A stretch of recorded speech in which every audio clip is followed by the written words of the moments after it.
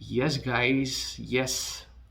Big Four accounting firm in Canada. Interview in a Big Four accounting firm in Canada. कब से wait कर रहा था कि यार बिग फोर से इंटरव्यू आ जाए, बिग फोर से इंटरव्यू आ जाए, बिग फोर से इंटरव्यू आ गया। एक नहीं, दो बिग फोर अकाउंटिंग फर्म से इंटरव्यू कॉल्स आई हैं। एक इस वीडियो में कंप्लीट करते हैं पूरा इंटरव्यू, एंड तक देखिएगा।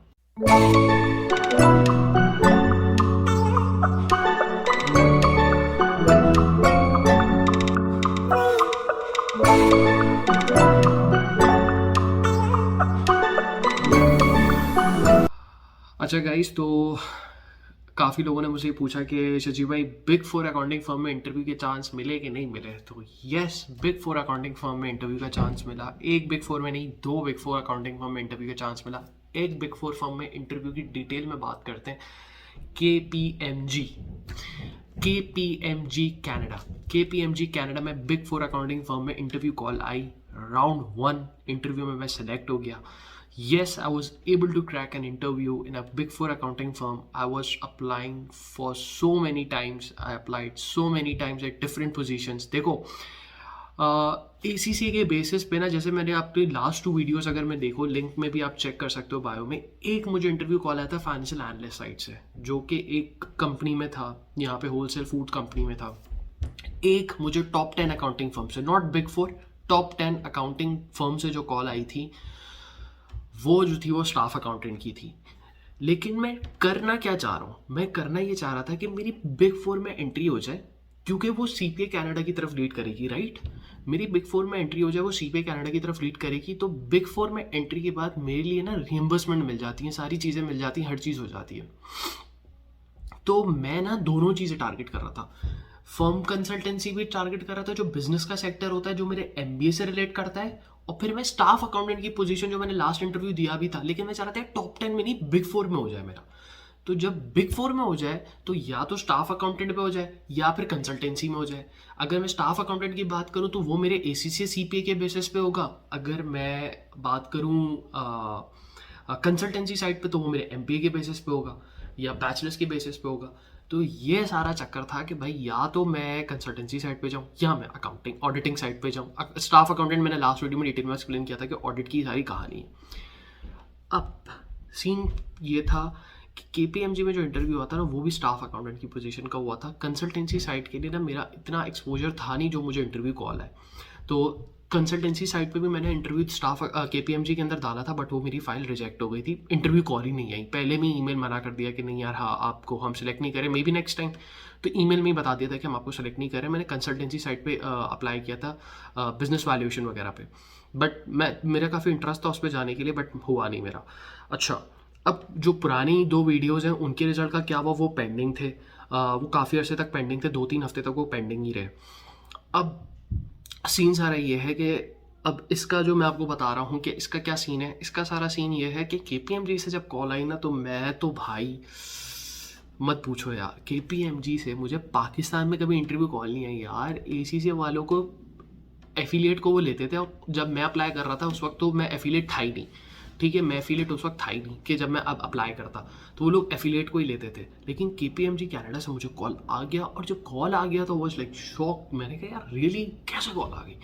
तो फिर मुझे हुआ कि यार मैं ना अपने रेज्यूमे और कवर लेटर पे डेली बेसिस पे, हर इंटरव्यू के बाद, हर रिजेक्शन के बाद काम करता था, हर इंटरव्यू के बाद, हर रिजेक्शन के बाद काम करता था। एक इस वीकेंड पे आई हैव प्लान कि मैंने कितने इंटरव्यूज़ दिए। मैं आप लोगों को एक डिटेल्ड वीडियोस बना के दूंगा उसमें, कि कितनी कितनी जगहों पे मैंने इंटरव्यूज़ दिए। वो आपके लिए एक शॉकिंग चीज़ होगी कि आप लोग बोलोगे यार वाकई ये तो आप UCW के हो, आप भी तो UCW के हो भाई। तो यही सारी बात है, ठीक है भाई। आप भी ACC के हो, आपको कैसे कनाडा पे कॉल आ रही हैं, हमें क्यों नहीं आई कॉल। आपने उस तरीके से अप्लाई नहीं किया ना, आपने हेल्प नहीं ली ना, रेज्यूमे उस हिसाब की नहीं बने, कवर लेटर उस हिसाब का नहीं बताया। चलो KPMG में इंटरव्यू की बात करते हैं। KPMG इंटरव्यू में यार ग्रुप इंटरव्यू, पहला इंटरव्यू ग्रुप, 4 बंदे सर के ऊपर, मैं अकेला और 4 बंदे। उसमें से 2 पार्टनर थे और 2 सीनियर मैनेजर थे। जो पार्टनर थे ना, वो थे चुप, उन्होंने तो कुछ पूछा नहीं मुझसे। पूछे सवाल सीनियर मैनेजर्स ने, और मैं शॉक्ड, अगेन शॉक्ड, कि जो उन लोगों के इंटरव्यूज़ थे वो इस तरह के थे कि जो जो अच्छा सॉरी, एक जो सीनियर मैनेजर बंदी थी ना, जो सीनियर थी वो एचआर की थी, और एक जो सीनियर था ना वो ऑडिट का था। ठीक है, मतलब एक ऑडिट का था, एक जिसमें अंडर में काम करता वो मैनेजर था, और एक एचआर की बंदी थी जिसको हायरिंग करनी थी। अच्छा, जब एचआर की बंदी थी ना, उससे मुझे एक्सपेक्टेड था कि यार ये ना बिहेवियर के, सिचुएशंस के ऐसे सवाल पूछेगी, और उसने वही किया कि भाई बिहेवियर के ये सवाल पूछ रही थी। अच्छा, फिर उसने पूछा आपने वर्क परमिट फाइल कर दिया कि नहीं किया। फिर उसने पूछा आपके पास मतलब लाइक आप कब तक काम कर सकते हैं, आपके पास कब तक वर्क परमिट अवेलेबल है। फिर उसने पूछा कि कहीं आपको और से ऑफर्स तो नहीं आ रही। तो उस वक्त तो मैंने उसको बोला कि नहीं, मेरी इंटरव्यूज़ हुए बट अभी कोई ऑफ़र मुझे, मतलब लाइक किसी ने मुझे ये नहीं बोला कि हम आपको रिक्रूट करेंगे, मुझे कोई ऑफ़र नहीं है।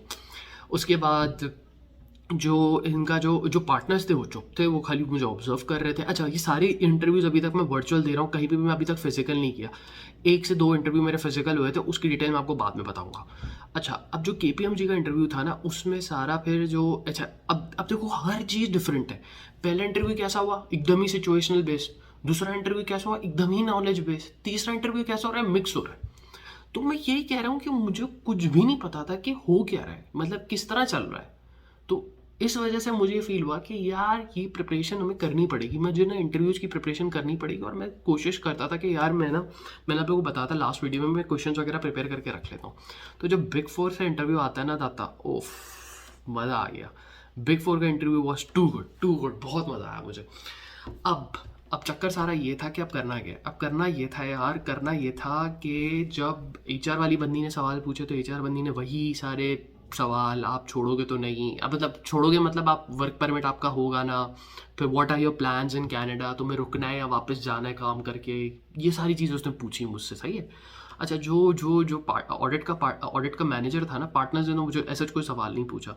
उन्होंने मुझसे यूनिवर्सिटी का पूछा कि तुम्हारी जो यूनिवर्सिटी है उससे तुमने अकाउंटिंग में क्यों नहीं किया, तुमने एमबीए क्यों किया। अच्छा, ये सवाल बड़ा मुझे हिट हुआ। मैंने कहा यार ये सवाल मैं एक्सपेक्टेड था कि ये आएगा सवाल। उन लोगों ने मुझसे they asked me like when you are getting an interview from a big four accounting firm, this is possible that you will get a plenty of questions, right? तो जब मुझसे उसने पूछा कि आपने एसीसी के बाद MBA, you have done your accountancy and then you did your MBA, the reason for that, so I said कि I had an accounting background but I want to gain acknowledgement, या मेरे को knowledge चाहिए थी, acknowledgement नहीं, knowledge चाहिए थी, या मुझे मैनेजमेंट लेवल का एक्सपीरियंस चाहिए था, इसलिए मैंने एमबीए परस्यू किया ताकि मैं अपने कैरियर में इन्हांस कर सकूँ, ऊपर जा सकूँ। ये देखो, ये एक सवालात के जवाब होते हैं जब आप लोगों को इंटरव्यू पूछे जा रहे हैं। ठीक है। उसके बाद उसने पूछा कि भाई वही ऑडिट का वर्किंग पेपर्स के ऊपर बात करी और बाकी सारी चीज़ों पे बात करी। तो एक्चुअली पोजीशन ये भी स्टाफ अकाउंटेंट ही थी। भाई देखो, ऑडिटर को यहाँ पे स्टाफ अकाउंटेंट कहते हैं, ये बात आप समझ लो। ठीक है, आप लोगों को जॉब टाइटल सर्च करना होगा अगर आप ऑडिट की फील्ड में जाना चाह रहे हो, स्टाफ अकाउंटेंट। एक बात आप लोगों को ये बहुत इंपॉर्टेंट है, याद रखना, 3.5 साल का एक्सपीरियंस कर आ रहे हो, स्टाफ अकाउंटेंट लगोगे। फ्रेश ही हो, स्टाफ अकाउंटेंट लगोगे या जूनियर स्टाफ अकाउंटेंट लगोगे। आप ये भूल जाओ कि अगर आपका इंटरनेशनल एक्सपीरियंस है तो कैनेडियन एम्प्लॉयर आपको बोलेगा या बिग फोर अकाउंटिंग फर्म बोलेगी कि नहीं यार, आपका तो बाहर का एक्सपीरियंस, हम आपको ना बहुत सीनियर पोजीशन पे ले लेंगे, आपने 3.5 साल के आर्टिकल्स किए हैं। ऐसा कुछ भी नहीं है, ऐसा कुछ भी नहीं है। वो लोग तुम्हें वही अपनी पोजीशन से स्टार्ट करवाएंगे जहाँ से उनको करवाना होगा, वो लोग वहीं से करेंगे। तो मैंने भी स्टाफ अकाउंटेंट का ही इंटरव्यू दिया था, तो मैं भी इनिशिएट से ही इनिशिएट कर रहा हूँ। या तो जूनियर स्टाफ अकाउंटेंट होगा या फिर स्टाफ अकाउंटेंट होगा, लेकिन मेरे इंटरव्यू सारे स्टाफ अकाउंटेंट के हो रहे थे। जूनियर वाले वो होते हैं जो बिल्कुल ही बैचलर्स या डिप्लोमा कर आ रहे होते हैं। मेरा मास्टर्स लेवल था, इसलिए मेरा स्टाफ अकाउंटेंट का इंटरव्यू हो रहे थे, और मेरा थोड़ा बहुत पीछे का एक्सपीरियंस भी था, तो वो लोगों ने इतना कंसिडर नहीं किया जितना करना चाहिए था। जितना करना चाहिए था उतना कंसिडर उन लोगों ने नहीं किया, but yes they were impress कि भाई आपका चलो एक्सपीरियंस इज गुड। यार ये था सारा सीन। It was pretty good, it was really good, it went well, और आई एम होपिंग कि भाई अच्छा सा रिजल्ट आ जाए, तो देखो क्या सीन बनता है। तो गाइस, फिर मिलते हैं नेक्स्ट वीडियो में। आप लोगों से एक ही रिक्वेस्ट है, please don't go away without subscribing my YouTube channel, and I would appreciate your comments, your knowledge. अगर कोई मेरे लिए टिप्स हैं, कुछ हैं, कोई चीज़ें, कमेंट करो, इंस्टाग्राम पे डीएम करो, इंस्टाग्राम पे फॉलो करो। आई would definitely reply you guys if you give me a DM, या कोई भी आपको कोई क्वेरी हो। थोड़ा लेट वेट हो सकता है, लेकिन I would definitely come up with that. So thank you so much, take care.